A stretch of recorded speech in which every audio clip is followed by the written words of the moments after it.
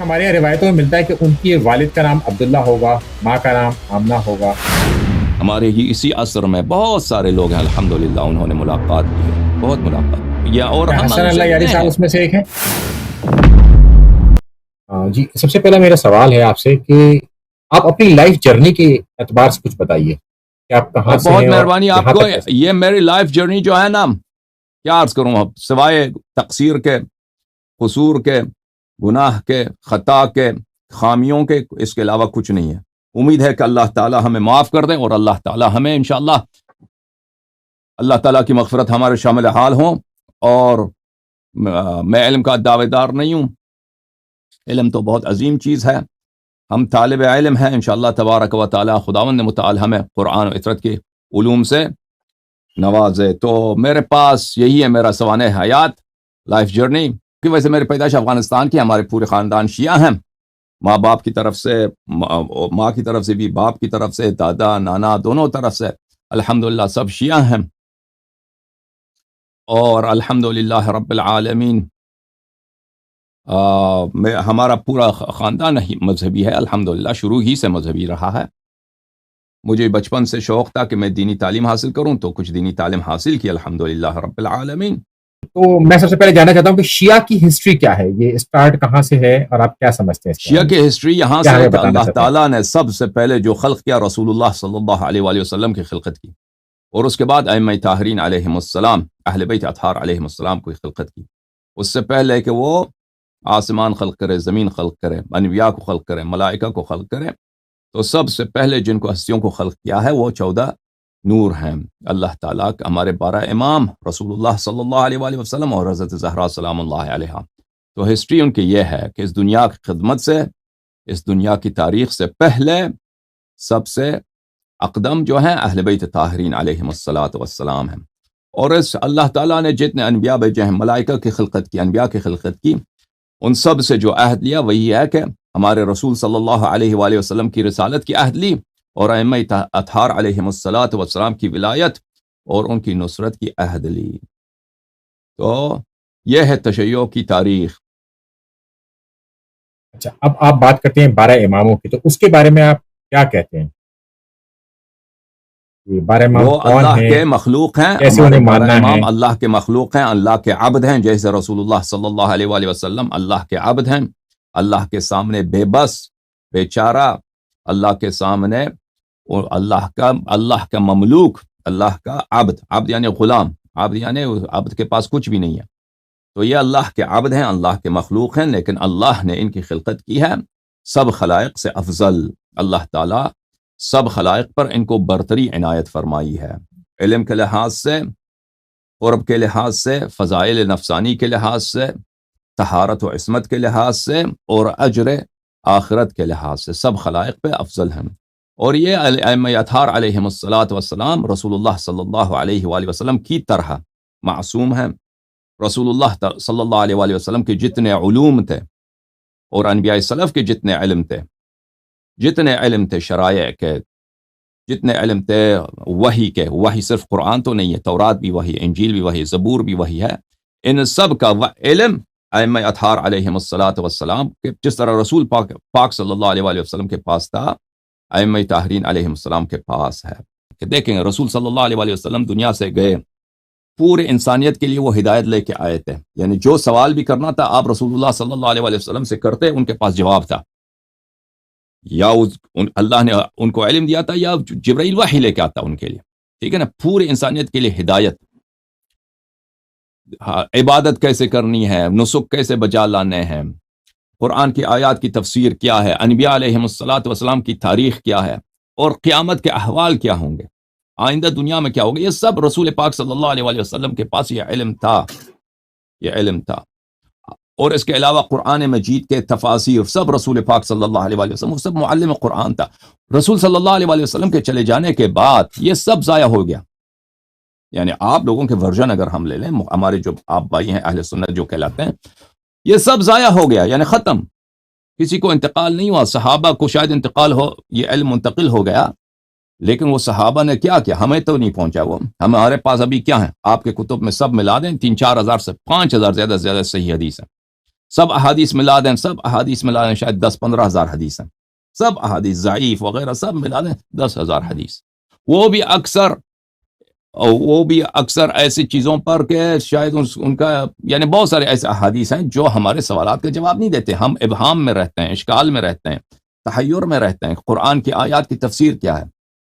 وغیرہ وغیرہ، اتنے سوال جو انسان کے لیے ہو سکتا ہے۔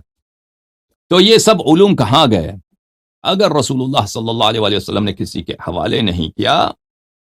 اگر ان کا وارث کوئی نہیں ہے تو یہ ضائع ہو چکا ہے، یہ ختم ہو چکا ہے۔ تو یہ اگر نبی کریم صلی اللہ علیہ وآلہ وسلم کے بعد کوئی نبی بھی نہیں آنے والا، اور اس دین کا واقعا احیاء ہونا ہے، یہ دین حقیقی دین ہے، اس کے علاوہ کوئی اور دین نہیں ہے، تو اس سے کوئی چارہ کار ہی نہیں ہے کہ نبی کریم صلی اللہ علیہ وآلہ وسلم کے ایسے اوصیاء ہونے چاہیے ہر دور میں کہ اس کے پاس جو رسول پاک صلی اللہ علیہ وآلہ وسلم کے پاس علم تھا وہ ان کے پاس ہوں، وَإِلَّا رسول صلی اللہ علیہ وآلہ وسلم نے نہ کوئی حدیث کی کوئی کتاب لکھائی، کوئی کتاب نہیں لکھائی انہوں نے، ٹھیک ہے نا۔ صحابہ کے ذہن میں جو کچھ رہا بعد میں وہ صحابہ بھول گئے یا کچھ بھی ہوا، صرف اسی پہ اکتفا کرنا یہ امت پہ ظلم ہے، ٹھیک ہے نا۔ اگر آپ اتنی اہم بات میسج لے کے آئے ہیں پوری انسانیت کی بقا کے لیے، پوری انسانیت کی ہدایت کے لیے، میں صرف قرآن کی بات نہیں کر رہا، سنت کی طرح، قرآن کی طرح سنت اہم ہے، اور سنت کی اہمیت قرآن سے کم نہیں ہے۔ جو علم رسول پاک صلی اللہ علیہ وآلہ وسلم کے سینے میں ہے اس کی حفاظت کے لیے انہوں نے کیا سوچا، کیا تدبیر کیا کہ آگے والی نسلوں تک یہ پہنچے؟ کچھ بھی نہیں کیا۔ یعنی اگر صحابہ کو بتایا، وہ صحابہ بھی مر گئے بھائی، بھول گئے، کچھ صحابہ نے سب تو ان کے پاس سب کچھ تو نہیں تھا، بہت سارے صحابہ تھے غسل نہیں معلوم، تیمم نہیں معلوم، ان کے نماز کے مسائل نہیں معلوم، الا ماشاء اللہ اس کے مثالیں موجود ہیں۔ پھر اس کے علاوہ قرآن مجید کو بھی اگر آپ دیکھ لیں، یہ بہت اہم بات ہے کہ قرآن کو بھی جمع نہیں کیا نا رسول صلی اللہ علیہ وآلہ وسلم، دنیا سے چلے، قرآن بھی جمع نہیں کیا، اور نہ کسی کے سپرد کیا آپ کے بقول کہ جمع کرو، میں نہیں کہا تم جمع کرو، یہ بھی نہیں کیا، چلے گئے، ختم بات۔ یہ تو ہو ہی نہیں سکتا، یہ تو، اور قرآن، یہ ایک تو قرآن کا ظاہر ہے، ایک قرآن کا باطن ہے، قرآن کی تفسیر، اغلب قرآن کے جو آیات ہیں ان کے معانی، ان کے تفاسیر میں بڑا اختلاف ہے، بہت مبہم ہے۔ وَلَا رَطْبٍ وَلَا يَابِسٍ إِلَّا فِي كِتَابٍ مُبِينٍ، ہر تر و خشک قرآن میں موجود ہے، لیکن اس کا علم کس کے پاس ہے؟ وہ علم کہاں گیا جو رسول پاک صلی اللہ، ابن عباس کہتا ہے کہ میری رسی بھی گم ہو جائے میں قرآن سے نکال دوں گا، تو وہ علم کہاں گیا؟ یہ پوری انسانیت کیوں محروم ہو گئی اس سے کیوں؟ قرآن کے، پہلی بات ہے قرآن کے ظاہر پہ بھی بہت بات ہے۔ اب آپ قرآن کے ظاہر کو چھوڑتے ہیں، کہتے ہیں چلیں یہ قرآن کے ظاہر میں کوئی نقصان نہیں ہے، یہ سب صحیح ہے۔ قرآن کے معانی وہ اہمیت تو نہیں رکھتا، وہ جتنا قرآن کا ظاہر اہم ہے اس سے زیادہ قرآن کے معانی اہمیت ہے۔ وہ جو حقیقی تفسیر ہے رسول صلی اللہ علیہ وآلہ وسلم کی، وہ ضائع، وہ کسی کے پاس نہیں ہے، ٹھیک ہے نا۔ وہ کہاں گیا؟ کیا رسول پاک صلی اللہ علیہ وآلہ وسلم نے اس کے ایسے وسیع نہیں تھے کہ قیامت تک، اب قیامت تک 10,000 سال، 50,000، 1,00,000 سال، پتہ نہیں کتنے سال ہوں گے، ان تک پہنچانے کے لیے پوری انسانیت میں اختلاف نہ ہو، سب ہدایت کے راستے پہ ہوں، کسی کو دینی مسائل میں شک نہ ہو، شبہ نہ ہو، سوالات کے جواب ہوں، اس کے لیے رسول پاک صلی اللہ علیہ وآلہ وسلم نے کیا اہتمام کیا؟ ان بات کو اگر آپ سوچیں، اس کے سوا کوئی چارہ کار ہی نہیں ہے کہ رسول صلی اللہ علیہ وآلہ وسلم کے ایسے اوصیاء ہوں گے، ہر دور میں ہوں گے،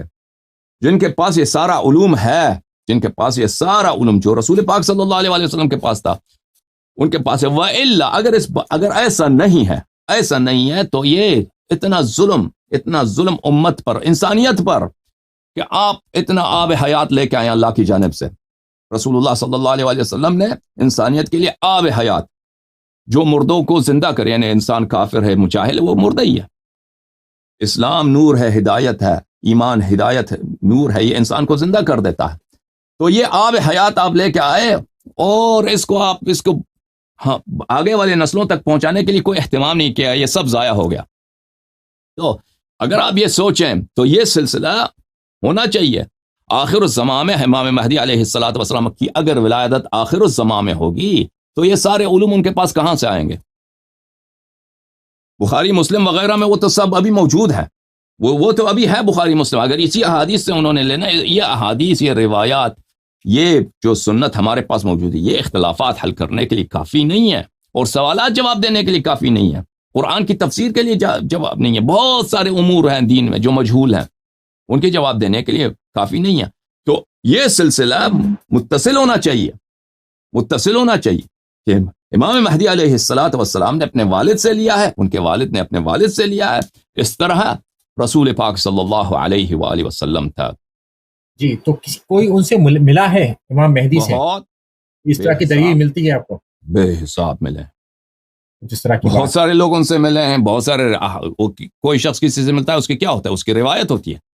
کتاب کافی میں بہت سارے احادیث، صحیح احادیث ہیں کہ ان سے ملاقات کی کہ لوگوں نے ملے ہیں۔ کتاب کمال الدین میں بہت سارے احادیث ہیں کہ لوگ ان سے ملے ہیں۔ اس کے علاوہ مختلف دوروں میں جو لوگ ان سے ملے ہیں، الا ماشاء اللہ النجم الثاقب، محدث نوری رحمہ اللہ کی کتاب ہے، بہت اچھی کتاب ہے، اس میں بہت معتبر روایات امام زمانہ علیہ الصلاۃ والسلام سے جن لوگوں نے ملاقات کی ہیں ان کے مختلف حالات زندگی، بہت سارے لوگ ہیں، بہت سارے لوگ ہیں جی، اب بھی بہت سارے لوگ ان سے ملتے ہیں، اب بھی بہت سارے لوگ ان سے ملتے ہیں، ملاقات ہوتی ہے،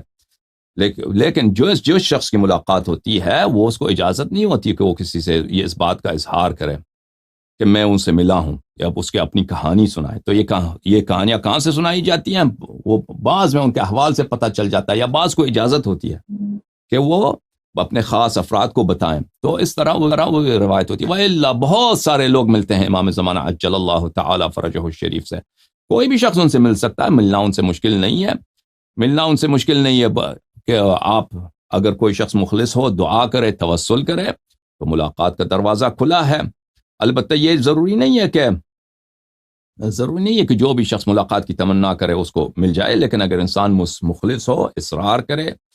اور اپنے آپ میں پاکی لائے، یا یہ کہ بہت مضطر ہو، اضطرار ہو، بہت بے کس آدمی ہو، اضطرار کی حالت میں دعا قبول ہوتی ہے، تو اس حالت میں بہت سارے لوگ ہیں جنہوں نے ملاقات کی۔ ہمارے ہی اسی عصر میں بہت سارے لوگ ہیں الحمدللہ انہوں نے ملاقات کی ہے، بہت ملاقات، یا اور ہم حسن اللہ یاری صاحب اس میں سے ایک ہے؟ میں اگر میں کہہ دوں تو مجھے جھٹلانا پڑے گا نا، اگر میں ان سے ملا ہوں تو مجھے خود تکذیب کرنا ہوگا، دوسروں کو بھی تکذیب کرنا ہوگا، کیا کرنا پڑے گا؟ تو ہم اب ایسے لوگوں سے ملے ہیں جنہوں نے امام زمانہ عجل اللہ تعالی فرجہ الشریف سے انہوں نے ملاقات کی ہے۔ جی ہاں، اچھا، آپ ایسے لوگوں سے ملے ہیں؟ جی ہاں، بہت دفعہ ملے۔ تو ان کے، جیسے کہ ہمارے یہاں روایتوں میں ملتا ہے کہ ان کی والد کا نام عبداللہ ہوگا، ماں کا نام آمنہ ہوگا۔ دیکھیں وہ مہدی عباسی تھا، مہدی عباسی نے، اس کا نام محمد تھا، اس کے والد کا نام عبداللہ تھا۔ تو بنی عباس کے زمانے میں وہ ایک خلیفہ تھا، اس کو مہدی بنانے کے لیے وہ روایت کری گئی، اس کا لقب بھی تھا مہدی، بنی عباس کا بہت بہت بہت کوشش بھی رہا کہ ان کو ہی مہدی بنایا جائے۔ تو اس وقت وہ تدوین حدیث سے پہلے کا زمانہ ہے، یعنی بخاری وغیرہ اس وقت نہیں لکھا گیا تھا، بخاری کے مشائخ، یعنی 1-2 نسل پہلے کی بات، سنہ 160-170 کی بات۔